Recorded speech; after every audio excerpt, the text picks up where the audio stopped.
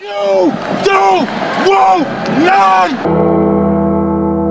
You don't want none! What's going on, Tar Heel Nation? It is your favorite North Carolinian, Russ, the Tar Heel. And in this huddle, baby, we are going to get into my annual, way too early 2025 UNC football season predictions. And with the recent hiring of head coach Bill Belichick, a completely revamped roster, and theoretically an athletics department that has seemingly bought into the football program like full sail, this season can be the start of something great for the University of North Carolina for years to come. And, how that ends up remains to be seen, obviously. But this is an exciting year for North Carolina football. Now, quick disclaimer, okay?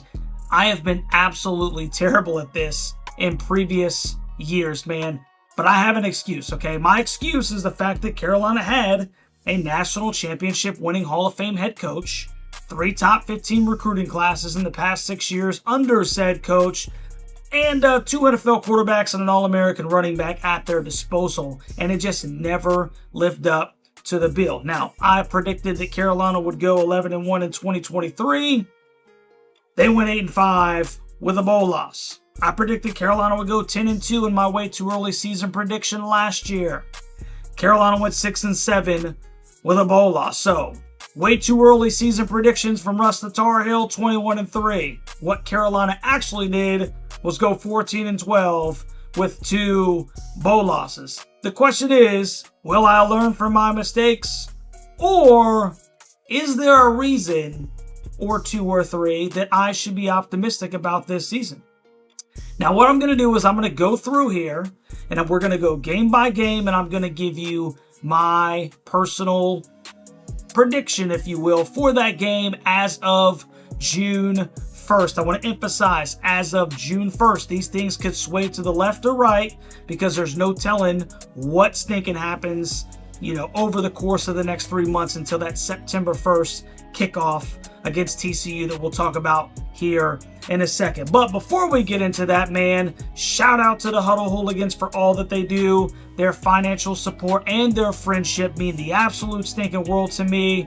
This is season 3, going into season 3 as a family, and I could not be more grateful for you guys and the friendship that we've fostered over the course of the last couple seasons, man. If you would like to join the movement, look for that join button down at the bottom of the video. Football and basketball season will be here before you know it. Your help is greatly appreciated, and you're definitely going to want to be a part of it because we have a really good time, man. So, without further ado, let's get the daggum schedule up here, and we're going to quickly go through and make some predictions.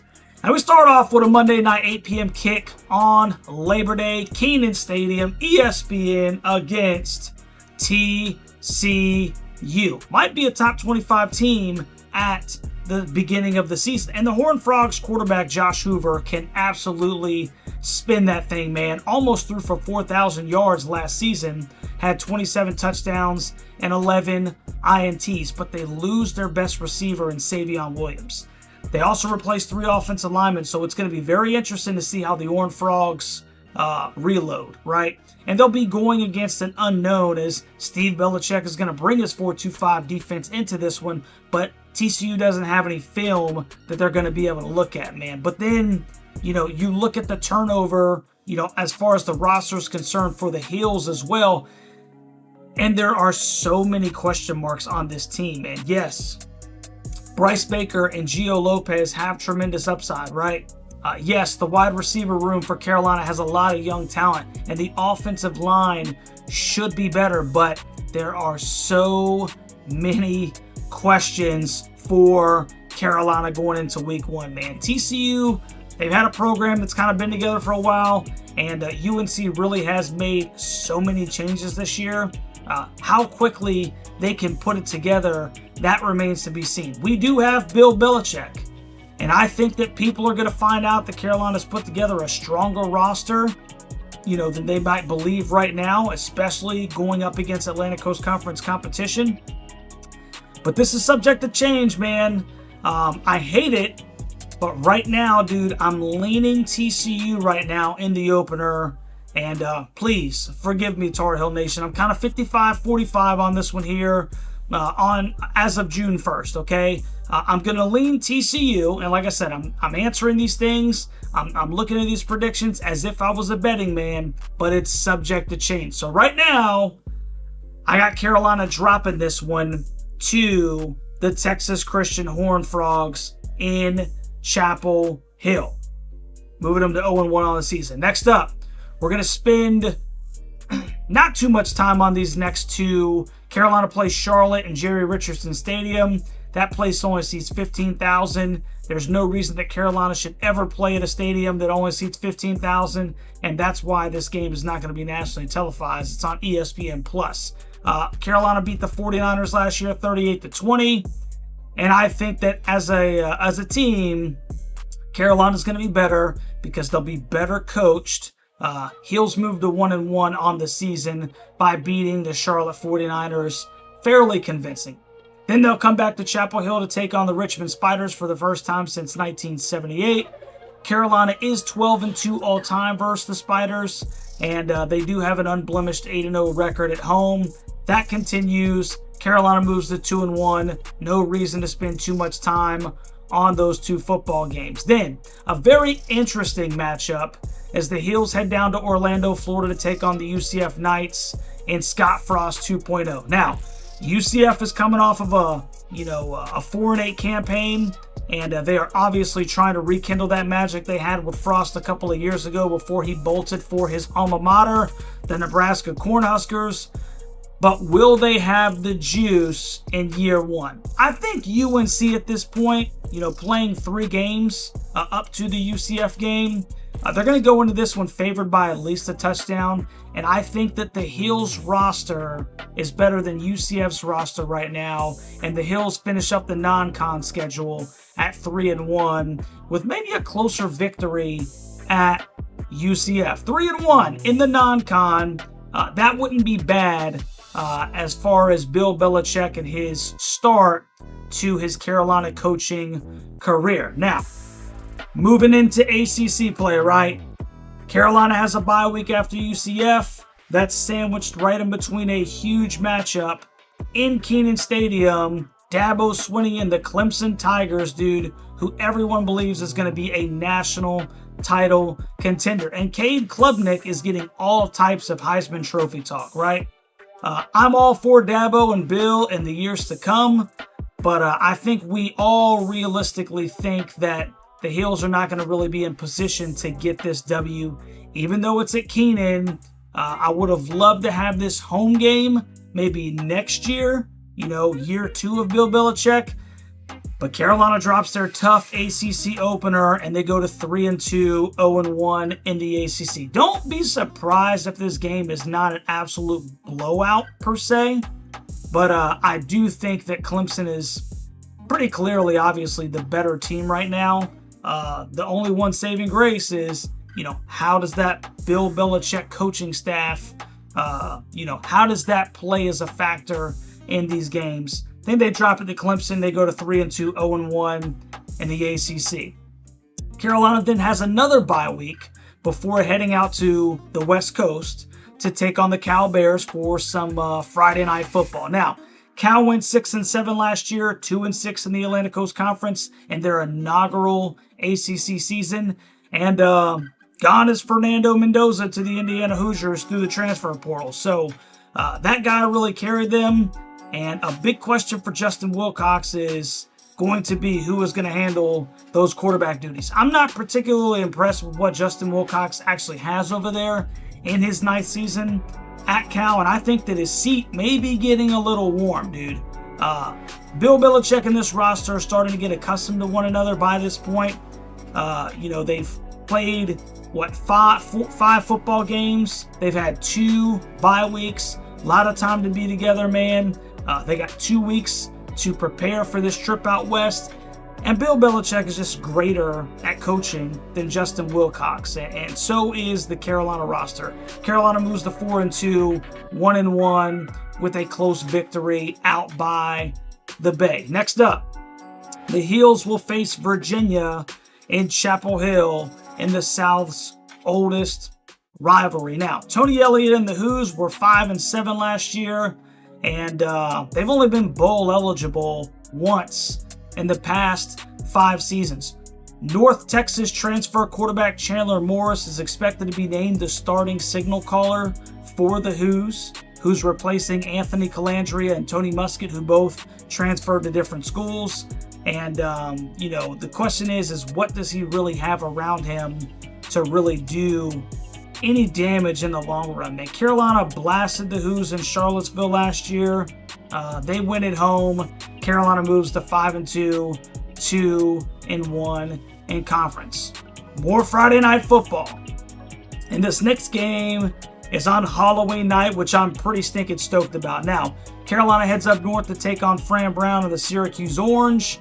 And what a season the Orange had in 2024, man. Going 10-3 and beating Washington State in the Holiday Bowl 52-35. Now, Kyle McCord, who was a starting quarterback last year, set the ACC single-season passing record by finishing the year with 4,779 yards.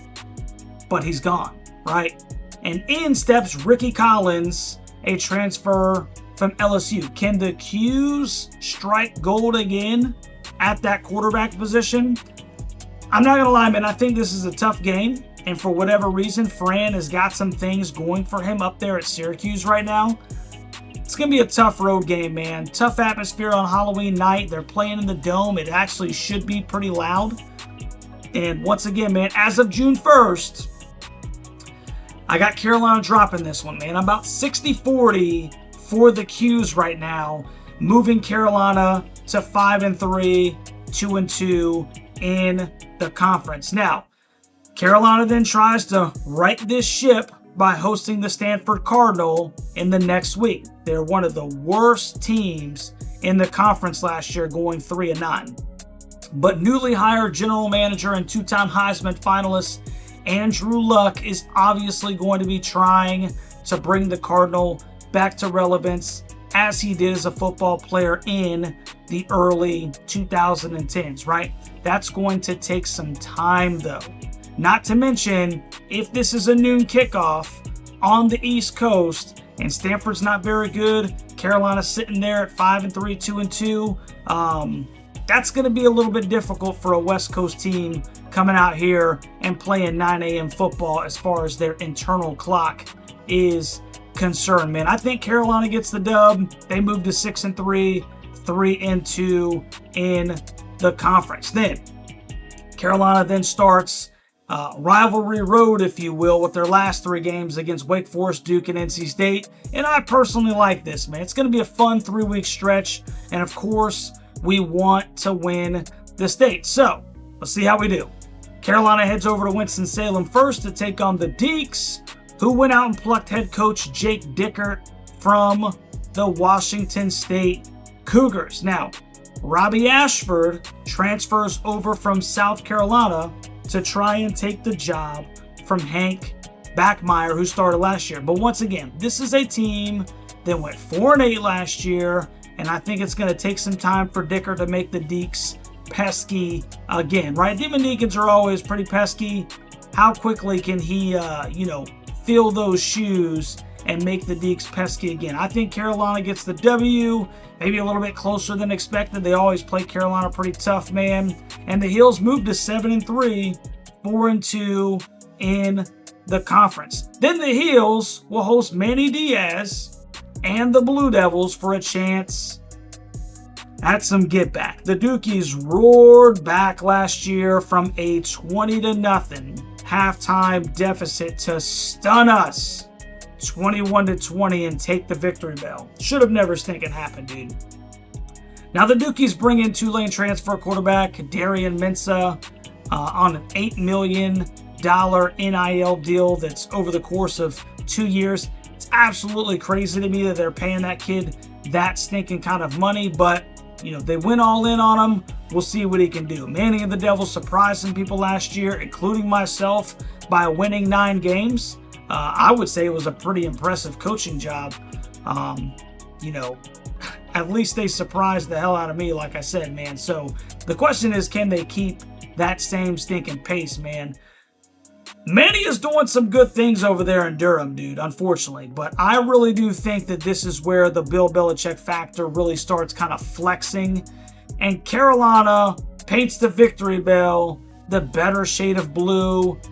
Again, Heels move to 8-3, 5-2 in the conference. They get their get back in a really hard-fought victory. In the final test, to see if this is going to be considered a successful campaign. Carolina comes into the NC State game at 8-3, 5-2 in the conference. And Bill Belichick is going to take our boys out to Raleigh, man. And the question is can he finally put an end to this stinking madness, bro? 4 straight years of losing to Little Bro. CJ Bailey's been running off at the mouth. Hollywood Smothers is playing darts with Coach's picture.